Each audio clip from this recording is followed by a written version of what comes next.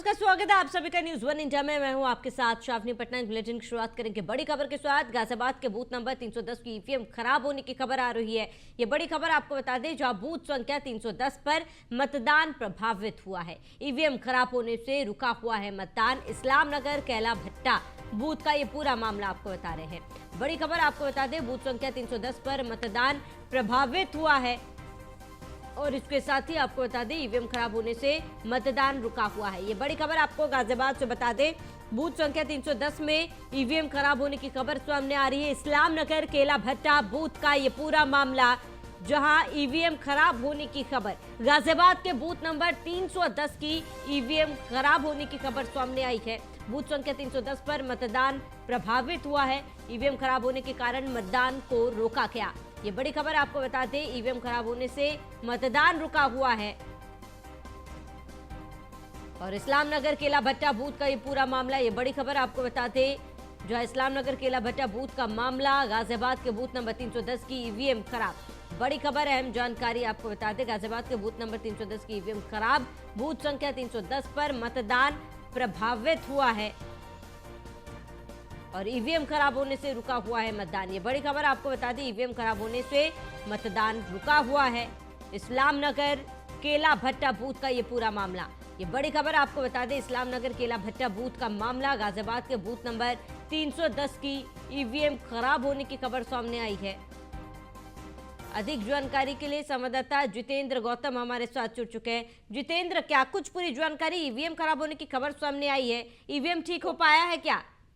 जी बिल्कुल, देखिए जब से ये खबर आई है उसके बाद से लगातार वहां पर इसको सही कराने की कोशिश की जा रही है, क्योंकि जिसके चलते जैसे ही इसकी खबर आई, सूचना मिली कि ये खराब हो गई है, तो तमाम सेक्टर मजिस्ट्रेट और जो जोनल मजिस्ट्रेट हैं वो भी मौके पर पहुंचे हैं और ईवीएम को दुरुस्त करने की कोशिश की जा रही है।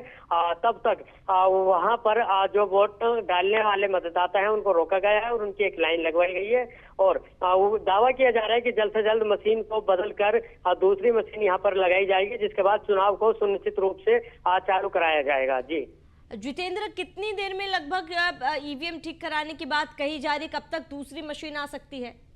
जी बिल्कुल, देखिए जब से सूचना मिली है उसके बाद से लगातार पहले उसको सही कराने की कोशिश की गई थी, लेकिन अब मशीन बदलने की बात कही जा रही है और लगभग विदिन 5 से 10 मिनट के अंदर ये जो तमाम कार्रवाई है वो हो जाएगी और उसके बाद फिर जो लोग हैं वो दोबारा से वोट डालने आ पाएंगे, क्योंकि लगातार देखा जा रहा है कि गाजियाबाद में वोट प्रतिशत 9 सीटों के मुकाबले काफी कम रहा है, जिसके चलते अब लोग अब घरों से बाहर भी निकलने लगे। जैसे जैसे दिन खुलता जा रहा है तो लोग घरों से बाहर निकल रहे हैं वोट डालने के लिए भी आ रहे हैं। तो ऐसे में जो चुनाव प्रशासन है गाजियाबाद का, उन पर भी बड़ी जिम्मेदारी बनती है कि ऐसी अगर कोई भी सूचना मिलती है तो उसको जल्द से जल्द तुरंत दुरुस्त कराया जाए, जिसके चलते ये कार्रवाई की जा रही है। जी ठीक है जितेंद्र, तमाम जानकारी के लिए आपका बहुत बहुत शुक्रिया।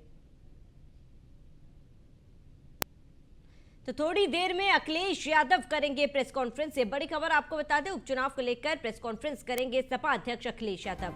सपा कार्यालय पर प्रेस कॉन्फ्रेंस होगी। ये बड़ी खबर आपको बता दें, जहां थोड़ी देर में अखिलेश यादव प्रेस कॉन्फ्रेंस करेंगे। उपचुनाव को लेकर प्रेस कॉन्फ्रेंस करेंगे अखिलेश यादव। ये बड़ी खबर आपको बता दें, जहां सपा प्रमुख अखिलेश यादव का प्रेस कॉन्फ्रेंस सपा कार्यालय पर प्रेस कॉन्फ्रेंस की जाएगी, जिसको संबोधित अखिलेश यादव करेंगे। ये बड़ी खबर आपको बता रहे हैं, जहां थोड़ी देर में अखिलेश यादव प्रेस कॉन्फ्रेंस करेंगे और उपचुनाव को लेकर करेंगे प्रेस कॉन्फ्रेंस। ये बड़ी खबर आपको बता दें, जहां उपचुनाव को लेकर अखिलेश यादव करेंगे प्रेस कॉन्फ्रेंस। सपा कार्यालय पर प्रेस कॉन्फ्रेंस होगी। ये बड़ी खबर आपको बता दें, जहां सपा कार्यालय पर प्रेस कॉन्फ्रेंस की जाएगी।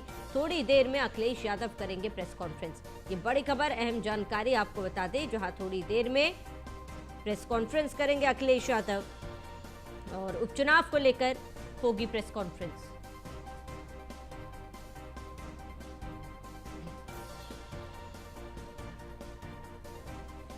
बड़ी खबर आपको बता दें, थोड़ी देर में अखिलेश यादव प्रेस कॉन्फ्रेंस करेंगे और उपचुनाव को लेकर उनका ये प्रेस कॉन्फ्रेंस को अखिलेश यादव करेंगे संबोधित और संभवतः कई मुद्दों पर अखिलेश यादव बात करेंगे और मीरापुर में जिस तरीके की तस्वीरें सामने आई, शायद उस पर भी अखिलेश यादव कह सकते हैं। तो थोड़ी देर में अखिलेश यादव करेंगे प्रेस कॉन्फ्रेंस। ये बड़ी खबर आपको बता रहे हैं, जहां उपचुनाव को लेकर प्रेस कॉन्फ्रेंस अखिलेश यादव की और सपा कार्यालय पर प्रेस कॉन्फ्रेंस आयोजित की जाएगी। ये बड़ी खबर आपको बता रहे हैं, जहां उपचुनाव को लेकर ये प्रेस कॉन्फ्रेंस करेंगे अखिलेश यादव। अधिक जानकारी के लिए संवाददाता एस के वाजपेयी हमारे साथ जुड़ चुके हैं। एस के वाजपेयी, प्रेस कॉन्फ्रेंस करेंगे अखिलेश यादव, क्या जानकारी, प्रेस कॉन्फ्रेंस किस लिए रखी गई? बिल्कुल, अगर हम देखें तो समाजवादी पार्टी लगातार कोशिश कर रही है कि 2024 की जीत है उसको इस उपचुनाव में बरकरार रखा जाए, ताकि 2027 से पहले की इस लिटमस टेस्ट को पास कर लिया जाए और एक मैसेज लोगों के बीच जाए कि समाजवादी पार्टी ने अपनी जीत बरकरार रखी है। और ऐसे में भारतीय जनता पार्टी भी पूरी ताकत लगा रही है और बीजेपी समाजवादी पार्टी के बीच में सीधी लड़ाई है। तो अखिलेश यादव इस प्रेस कॉन्फ्रेंस के जरिए कहीं न कहीं उन बहुत सारे मुद्दों को रेज करने की कोशिश करेंगे जिनको लेकर लगातार समाजवादी पार्टी या तो आयोग को पत्र लिख रही है या फिर सोशल मीडिया या पोस्टर वार के जरिए कहीं न कहीं हमलावर है। निश्चित तौर पर समाजवादी पार्टी की तरफ से अभी थोड़ी देर पहले ही आयोग को एक पोस्ट किया गया था जिसमें यह कहा गया था कि जो भी महिलाएं हैं उनकी पुलिस चेकिंग ना करे, और जिसको लेकर आयोग ने पहले भी निर्देश दिया है, लेकिन बावजूद इसके समाजवादी पार्टी और सपा अध्यक्ष अखिलेश यादव की तरफ से ये पोस्ट हुआ था। हालांकि इसके बाद ही भारतीय जनता पार्टी की तरफ से भी एक पत्र आयोग को लिखा गया जिसमें कहा गया कि जो पर्दानशी महिलाएं हैं या जो बुर्का करती हैं, ऐसी महिलाओं को बिना आइडेंटिफिकेशन के वोट डालने की परमिशन किसी भी कीमत पर ना दी जाए। अगर बावजूद इसके वोट डालती हैं वो, तो ये मतदान फर्जी होगा। इन बहुत सारे विषयों को लेकर ही अखिलेश यादव ये प्रेस कॉन्फ्रेंस करने जा रहे हैं। निश्चित तौर पर चूंकि कहीं प्रचार हो नहीं सकता है और ऐसे में अखिलेश यादव मतदान के दिन इस प्रेस कॉन्फ्रेंस के जरिए कहीं न कहीं माहौल बनाने की कोशिश करेंगे और अपने लोगों तक एक मैसेज पहुंचाने की भी कोशिश करेंगे, क्योंकि सीधे तौर पर सपा की कोशिश यही होगी कि क्योंकि इस अगर हम 9 सीटों को देखेंगे तो 9 में से 4 सीटें समाजवादी पार्टी की हैं और 5 सीटें भारतीय जनता पार्टी और उसके सहयोगियों की हैं। तो ऐसे में कोशिश यही होगी कि इन सीटों पर बेहतर परफॉर्म किया जाए, अपनी सीटें बचाने के साथ ही भारतीय जनता पार्टी की कोटे की सीटों पर भी कहीं न कहीं साइकिल चलाने की कोशिश की जाए। और बीजेपी भी इन्हीं चीजों को लेकर काफी मजबूती के साथ मैदान में है और सबसे ज्यादा प्रचार भी भारतीय जनता पार्टी ने ही किया है। तो ये विषय होंगे जिनको अखिलेश यादव आज इस पीसी में रखते हुए नजर आएंगे। बहुत जगह से ऐसी शिकायतें भी हैं कि जहां पर वोट नहीं डालने दिया गया या फिर जहां पर लोगों के पास में मतदाता पहचान पत्र चेक करने के नाम पर रोक दिया गया या जहां पर बुर्का नशी महिलाएं या पर्दानशी महिलाओं को लेकर शिकायतें हैं। इन बहुत सारी चीजों को अखिलेश यादव से थोड़ी देर बाद इस प्रेस कॉन्फ्रेंस में रखते हुए नजर आएंगे। अब बिल्कुल एस के वाजपेयी, इसके साथ ही क्योंकि अगर मीरापुर में जिस तरीके की तस्वीरें देखी गई, 2 पक्षों में फर्जी वोटों को लेकर लड़ाई भी हुई, पुलिस पर तक पथराव किया, पुलिस ने बदले में लाठीचार्ज भी किए, जिस तरीके से की स्थिति वहां पर बदली है और जिस तरीके से बयान लोगों का सामने आए, क्या इस मुद्दे पर भी अखिलेश यादव बोल सकते हैं? बिल्कुल, निश्चित तौर पर यही सारे विषय हैं जो अखिलेश यादव की इस प्रेस कॉन्फ्रेंस के रहने वाले हैं, क्योंकि अखिलेश यादव कोशिश यही करेंगे कि जो भी उनके कार्यकर्ता हैं, पदाधिकारी हैं, अपनी इस प्रेस कॉन्फ्रेंस के जरिए उन तक मैसेज पहुंचा दिया जाए और उस मैसेज के जरिए कार्यकर्ताओं में उत्साह बनाए रखा जाए। प्रशासन को भी ये मैसेज दिया जाए कि समाजवादी पार्टी किन किन चीजों को लेकर लगातार शिकायत कर रही है और उन शिकायतों पर एक्शन क्या हुआ है। क्योंकि सपा ने इस उपचुनाव में कम से कम 20 से 22 पत्र आयोग को लिखे हैं जिसमें अलग अलग विषय रहे हैं, ज्यादातर अधिकारियों को हटाने के या फिर कई जगहों पर बीएलओ को लेकर भी शिकायतें हैं, कई जगहों पर पर्चियों को लेकर शिकायतें हैं कि उनके लोगों को पर्चियां नहीं दी जा रही हैं, कहीं पर बस्ता नहीं लगाने दिया जा रहा है। तो ये बहुत सारी जो शिकायतें हैं वो लगातार आयोग से करते रहे हैं और ऐसे में प्रेस कॉन्फ्रेंस के जरिए एक कोशिश होगी कि प्रशासन को भी कहीं न कहीं मैसेज दिया जाए कि अगर कहीं पर कुछ इस तरीके की घटनाएं होती हैं और प्रशासन एक्शन नहीं लेता है तो समाजवादी पार्टी इन चीजों को लेकर आगे भी जाएगी। तो ये मैसेज अखिलेश यादव इस प्रेस कॉन्फ्रेंस से देने की कोशिश करेंगे संभवतः, इसीलिए अखिलेश यादव ने मतदान के दिन ही इस प्रेस कॉन्फ्रेंस को आज लखनऊ में रखा है। ठीक है, इसके बाद तमाम जानकारी के लिए जुड़ने के लिए आपका बहुत बहुत शुक्रिया।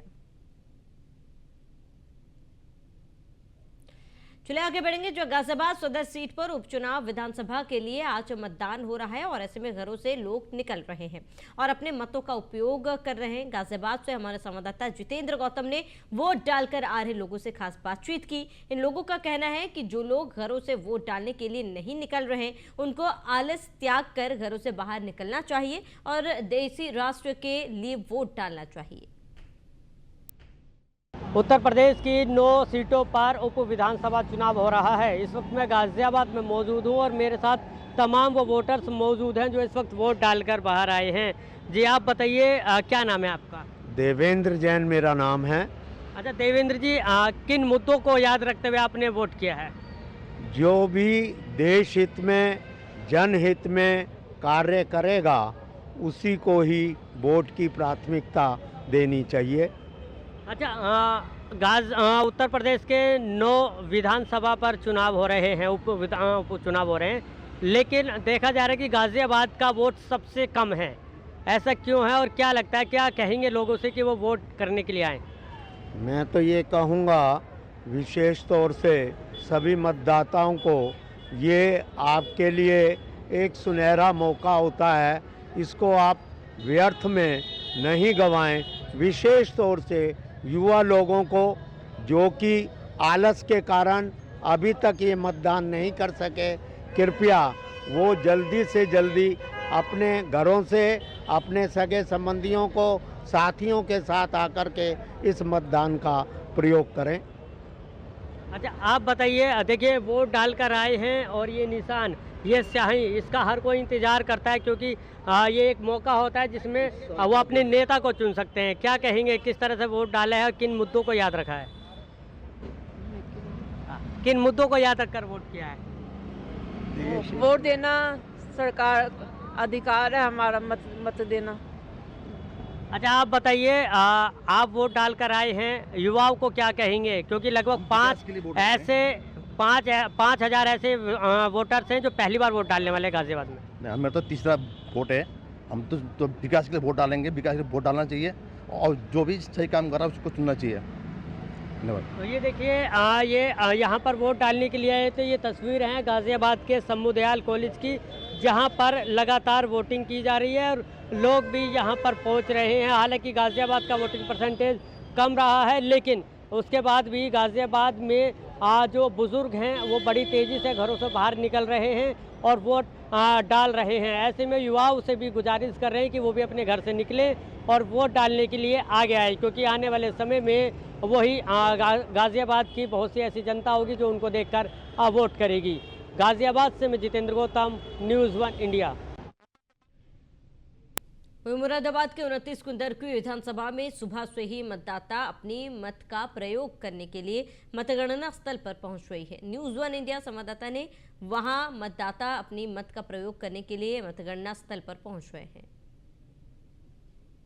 उत्तर प्रदेश में 9 विधानसभा सीटों पर उपचुनाव हो रहा है। सुबह से ही मतदाता अपनी मत का प्रयोग करने के लिए मतगणना स्थल पर पहुंच रहे हैं। इस समय हम मुरादाबाद के कुंदरकी विधानसभा क्षेत्र में हैं। यहाँ पर जो मतदाता हैं किस तरह से वोट डालने के लिए सुबह से ही उत्साहित हैं और वोट डालने के लिए मतगणना स्थल पर आ रहे हैं। तस्वीरें दिखाना चाहूँगा किस तरीके से जो मतदाता हैं वो अपनी मत का प्रयोग करने के लिए मतगणना स्थल पर आ रहे हैं। लगातार जो सुबह से मतदाता है अपने वोट का प्रयोग कर रहे हैं और पुलिस प्रशासन की अगर बात की जाए तो पुलिस प्रशासन पहले से ही अलर्ट है। लगातार पुलिस प्रशासन जो पोलिंग बूथ बने हुए हैं उन पोलिंग बूथों पर पहुंच रहा है और लगातार वहां की देखरेख में प्रशासन लगा हुआ है। मुरादाबाद के जिला अधिकारी और एसएसपी ने पहले ही व्यवस्थाएं दुरुस्त कर ली थी, जिसको लेकर के प्रशासन मुस्तैद है। वहीं कुंदरकी विधानसभा में अगर बात की जाए तो पूरी कुंदरकी विधानसभा पर 235 करीब पोलिंग बूथ बने हुए हैं और चप्पे चप्पे पर पुलिस प्रशासन तैनात नजर आ रहा है। शांति व्यवस्था के रूप में जो मतदान हो रहा है, लगातार जो मतदाता हैं अपनी मत का प्रयोग करने के लिए पहुंच रहे हैं। News 1 India, Bajid Ali, Moradabad. उत्तर प्रदेश में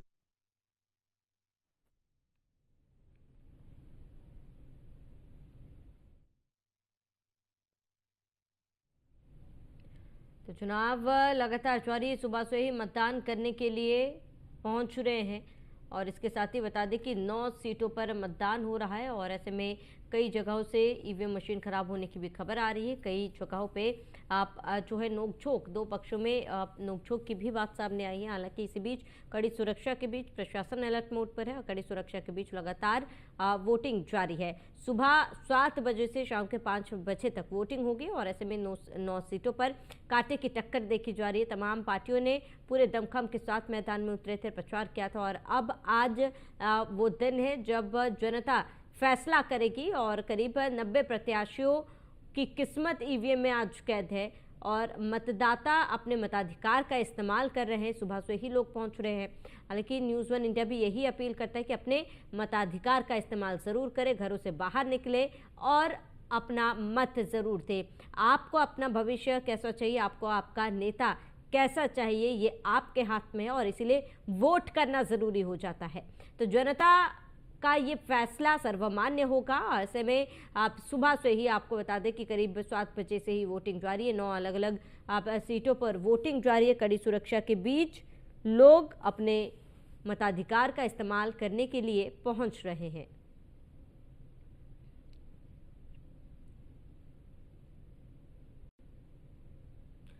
तो आज करीब 90 प्रत्याशियों की किस्मत का फैसला होगा। 90 प्रत्याशियों की किस्मत ईवीएम में कैद होगी और हर पोलिंग बूथ पर लगातार तैयारियां जारी, व्यवस्था दुरुस्त की जा रही है और कड़ी सुरक्षा के बीच लोग यहां पर पहुंच रहे हैं।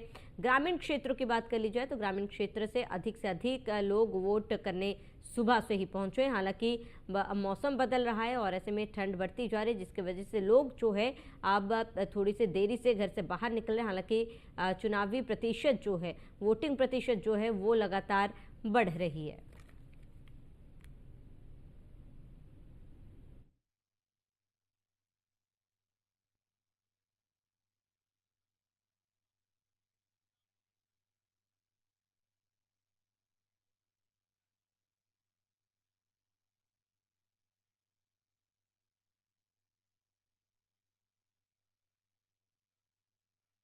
वोट प्रतिशत भी अब धीरे धीरे बढ़ रहा है। अगर उपचुनाव की बात की जाए तो लगातार मझावा सीट की बात की जाए, मझावा सीट में 20.40% वोटिंग हुई है। फूलपुर में 17.68% वोटिंग हुई है और उसके साथ ही गाजियाबाद में 12.87%, यानी कि सबसे कम आप जो है प्रतिशत गाजियाबाद में हुई है।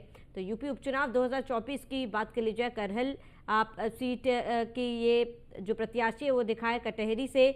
आपको बता दें धर्मराज निषाद बीजेपी से लड़ रहे हैं, शुभावती वर्मा सपा से लड़ रही हैं और वहीं करहल सीट से बात की जाए अनुजेश यादव बीजेपी से चुनाव लड़ रहे हैं, तेज प्रताप सपा से लड़ रहे हैं और वहीं अवनीश कुमार बहुजन समाज पार्टी से चुनाव लड़ रहे हैं। तो आप कांटे की टक्कर देखी जा रही है। अगर करहल की बात की जाए तो हॉट सीटों में से एक है और सभी की नज़र करहल सीट पर है, क्योंकि बहुत ही सोच समझकर यहाँ से प्रत्याशी उतारे गए हैं।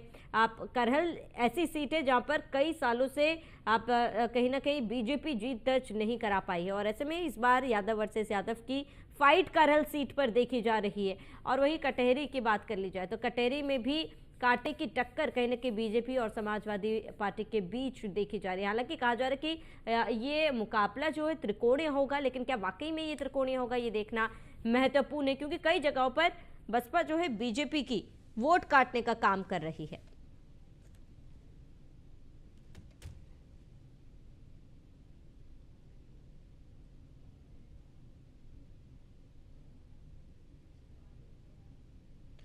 अधिक जानकारी के लिए संवाददाता एसके वाजपेयी हमारे साथ जुड़ चुके हैं। एसके वाजपेयी, लगातार वोटों की वोट डालना जारी है, मतदाता मतदान केंद्र में पहुंच रहे हैं, लेकिन अगर गाजियाबाद की बात की जाए तो गाजियाबाद में अभी भी, क्योंकि दोपहर के 12 बजने को आए हैं, वोट प्रतिशत काफी ज्यादा कम है, करीब 12% तक वोटिंग हुई है। क्या वजह है? बिल्कुल, आप ये पहला ऐसा मौका नहीं है जब इस तरीके का वोटिंग परसेंट आ रहा हो, क्योंकि मौसम आज बदला है और थोड़ा सा ठंड भी आज मौसम में बढ़ी है, तो ऐसे में लोग देरी से निकल रहे हैं। और दूसरी चीज, जितने भी महानगर है, आप महानगरों में चाहे वो गाजियाबाद हो या उसके अलावा हम कानपुर की बात करें, कानपुर जैसा शहर हो, यहाँ पर वोट प्रतिशत बाकी जो देहात क्षेत्र की सीटें हैं उनसे कम है। वजह है कि लोग शहरों में थोड़ा देर से निकलते हैं। हालांकि अगर हम गाजियाबाद की ही बात करें तो गाजियाबाद में आप सुबह जब 9 बजे तक देखेंगे तो 9 बजे तक मतदान प्रतिशत 5.36% था। हालांकि अगर हम इसी 11 बजे तक की अगर हम बात करेंगे तो 12.87% हुआ, मतलब 2 गुने से ज्यादा मतदान सुबह 9 बजे की अपेक्षा 11 बजे में बढ़ा। तो ऐसे में अब धीरे धीरे शहरों में लोग देर से निकलते हैं, क्योंकि शहरों में ज्यादातर लोग नौकरी पेशा होते हैं या उनका अपना एक रूटीन होता है। उस रूटीन के बाद वो अपनी बाकी चीजें करते हैं। क्योंकि छुट्टी का दिन है और प्रशासन ने सभी इन 9 विधानसभा क्षेत्रों के उपचुनाव को देखते हुए संबंधित जिलों में छुट्टियां भी कर रखी हैं। तो ऐसे में हर व्यक्ति घर पर है और वो कोशिश करता है कि जब वो अपनी जो रोजमर्रा की चीजें हैं वो निपटा ले, उसके बाद मतदान करने जाए। हालांकि जो देहात क्षेत्र की सीटें हैं वहां पर बड़े पैमाने पर लोग निकल रहे हैं। यही वजह है कि आप जब कुंदरकी सीट की बात करेंगे या मीरापुर सीट की बात करेंगे तो वहां पर मतदान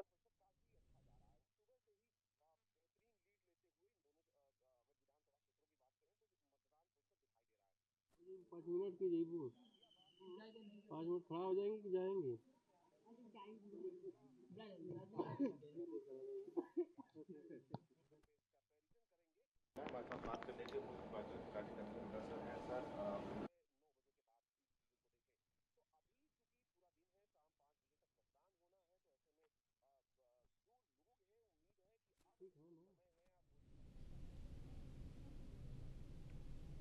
तो लगातार वोटिंग जारी है, लंबी लंबी कतारों पर लोग पहुंच रहे हैं और आपको बता दें कि कड़ी सुरक्षा के बीच वोटिंग जारी है।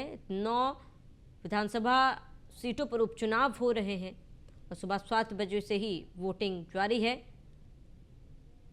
जहां लोग अपने मताधिकार का इस्तेमाल करने के लिए पहुंच रहे हैं। कई जगहों पर वोट प्रतिशत अच्छी रही, लेकिन कई जगह ऐसे हैं जहां अभी भी वोट प्रतिशत काफ़ी ज़्यादा कम है। खासतौर पर गाज़ियाबाद की बात करें